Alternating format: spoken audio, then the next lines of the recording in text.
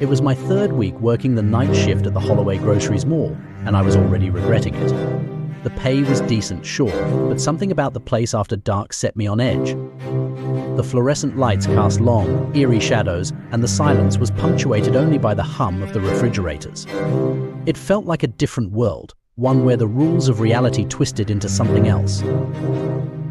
I clocked in at 11 p.m., same as always, and grabbed my checklist from the manager's office.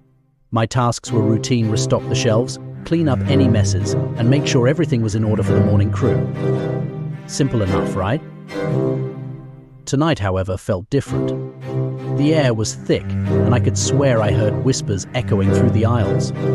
I shrugged it off as my imagination and headed to the back room to start with the restocking. As I wheeled a cart of canned goods down aisle 5, I noticed something odd.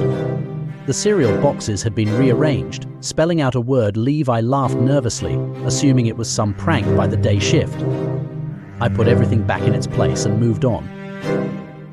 Half an hour later, I was in the dairy section, placing cartons of milk on the shelves. That's when I heard a soft, distant cry, like a child lost in the store. I froze, straining my ears. The sound seemed to come from the storage area. With a sigh, I decided to investigate. Maybe someone had accidentally locked themselves in. The storage area was a labyrinth of shelves stacked high with products, dimly lit by flickering bulbs. The crying grew louder as I ventured deeper, a plaintive wail that sent shivers down my spine. I called out, "Hello, is anyone there?" No response, just the haunting echo of my own voice. I turned a corner and saw her, a little girl, no older than 6, standing alone in the shadows. Her dress was torn, and her eyes were wide with fear. "Hey, are you okay?" I asked, stepping closer. She shook her head, tears streaming down her face. "He's coming," she whispered. "Who's coming?" I asked, but before she could answer, the lights flickered and went out completely. I was plunged into darkness, my heart pounding in my chest. I fumbled for my flashlight, cursing under my breath. When I finally managed to switch it on, the girl was gone. Panic set in.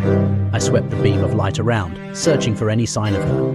That's when I heard a low, guttural growl, far too close for comfort. I turned slowly, the light trembling in my hand, and saw him. "Leave," he rasped, his voice like nails on a chalkboard. "Leave or suffer." I didn't need to be told twice.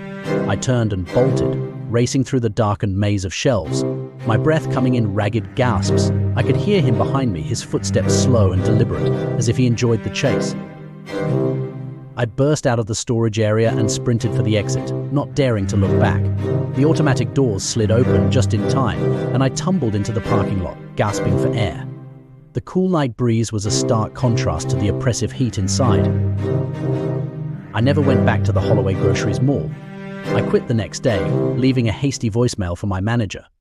I don't know what I saw that night, but I'm certain of one thing: some doors are better left unopened, and some places are best avoided after dark.